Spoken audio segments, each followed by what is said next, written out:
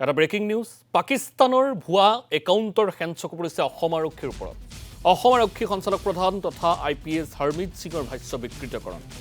ইয়াৰ জৰিয়তে ডিজিপি গৰাকীৰ বিকৃতকৰণ কৰা ভাষ্য প্ৰচাৰ ডিজিটেল মাধ্যমত শেহতীয়াকৈ পশ্চিম কাৰ্বি আংলঙত সংঘটিত হোৱা ঘটনাত স্থানীয় কাৰ্বি লোকসকল আৰু অনশনত অংশগ্ৰহণ কৰা লোকক ভাৰতৰ কেন্দ্ৰীয় গৃহ মন্ত্ৰণালয়ৰ নিৰ্দেশত গ্ৰেপ্তাৰ কৰা হৈছে বুলি দাবী ভিডিঅ'টো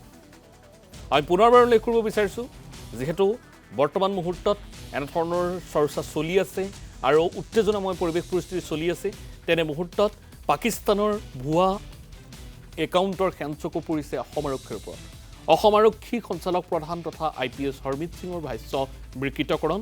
AI জৰিয়তে ডিজিপি গৰাকীৰ বিকৃতকৰণ কৰা ভাষ্য প্ৰচাৰ কৰিছে ডিজিটেল মাধ্যমত শেহতীয়াকৈ পশ্চিম কাৰ্বি আংলঙত সংঘটিত হোৱা ঘটনাত স্থানীয় কাৰ্বি লোকসকল আৰু অনশনত অংশগ্ৰহণ কৰা লোকক ভাৰতৰ কেন্দ্ৰীয় গৃহ মন্ত্ৰণালয়ৰ নিৰ্দেশত গ্ৰেপ্তাৰ কৰা হৈছে বুলি দাবী কৰিছে ভিডিঅ'টো